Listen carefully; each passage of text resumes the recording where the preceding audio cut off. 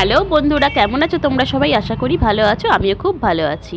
তো আজ ছিল আমার জন্মদিন, আর জন্মদিনে মানে আজকে কোনো প্ল্যান ছিল না, যদিও কিছুই করার ইচ্ছা ছিল না।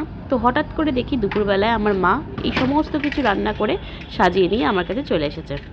তো চলো কি কি আছে বলে দিই। মেনুতে 5 রকম ভাজা, লাল শাক ভাজা, সাথে আছে মাছ ভাজা, পটলের তরকারি, ডাল, মাংস, আর তোমার চাটনি, পাঁপড়, এইসব আছে, মিষ্টি। তো চলো খাওয়া শুরু করে দিলাম। আমার লাল শাক মানে ভালো লাগে না খুব একটা, তো কিন্তু শাক যেহেতু ভালো, শুভ খাওয়া, তাই এটা আগে খেয়ে নিলাম। তার সাথেই আস্তে আস্তে করে সব ভাজা দিয়ে টুকটুক করে খেয়ে নিচ্ছি। সত্যি কথা বলতে এই প্রিপারেশনের কোনো আশা ছিল না, তো মানে যে এত কিছু হবে বলে, কারণ এবারে কোনো জন্মদিনের সেলিব্রেশন করছিলাম না। তো হঠাৎ করে এই সারপ্রাইজটা পেয়ে আমি খুব খুব খুব খুশি হয়ে পড়লাম।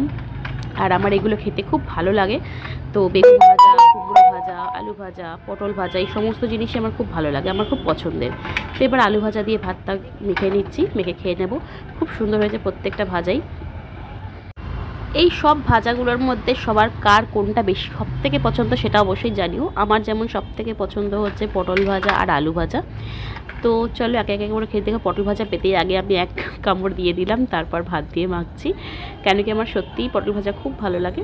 তারপর একটু মাছ খেয়ে দেখি মাছের নুন টুন সব ঠিক আছে কিনা, না দেখছি একদম পারফেক্ট। আর তারপরে ভাবলাম যে এমনি মাছ খাবো না, আগে ডাল দিই ভাতে, কারণ ডাল ভাত মাছ ভাজা খেতে আমার ছোটো থেকেই খুব পছন্দের, খুব প্রিয়। তো চলো একটু মাছ ভেঙে নিই। তো এই যে মাছ দেখতে ভেঙে নিলাম। এবার একটু চলো মুখে নিয়ে যাক। বাহ, সত্যি খুব ভালো হয়েছে, খুব ভালো লাগছে। এই যে ভাতের সাথে ডাল দিয়ে আর মাছ ভাজা দিয়ে আর কিছু লাগেই না যেন, এত সুন্দর লাগে টেস্টটা। তো তারপরে নিলাম তরকারিটাও মেখে একটু ডালের সাথে ভাতের সাথে একটু মেখে খেয়ে নেব। তরকারিটাও খুব সুন্দর হয়েছিল, বেশ পোস্ত দিয়ে বানিয়েছে দেখলাম, খুব সুন্দর হয়েছে টেস্ট। আজকে যদিও আমি কিছুই জানি না যে কী রান্না হচ্ছে না হচ্ছে, আমি জানি নর্মাল ভেজ হবে, কেন কি আজকে শনিবার, মা খায় না। কিন্তু দেখলাম যে না, মা আমার জন্য এগুলো সমস্ত কিছু করেছে, এটাই আমার কাছে অনেক বড় কথা। তারপরে নিলাম মাংস।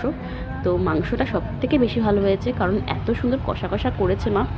আমারও মানে এই কষা মাংস খেতে খুব ভালো লাগে, আর আজকে হয়েছেও দারুণ।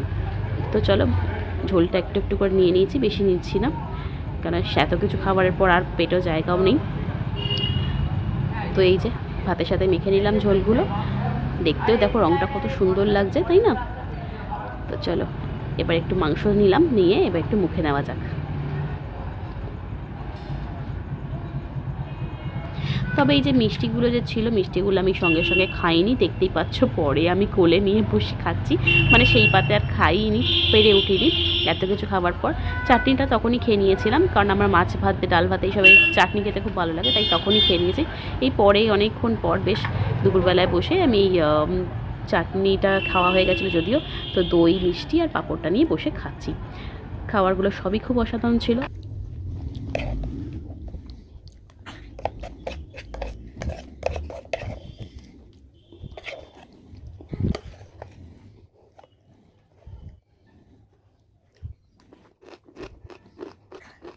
আশা করছি এই ভিডিওটা ভালো লেগেছে। এই জন্মদিনের ভিডিও ভালো লাগলে একটু লাইক করে দিও, আর খাবারগুলো কেমন লেগেছে দেখে তোমাদের অবশ্যই জানিও, তোমাদের কী কী পছন্দ, আর তোমরা জন্মদিন কীভাবে কী কী মানাও সেটাও জানিও।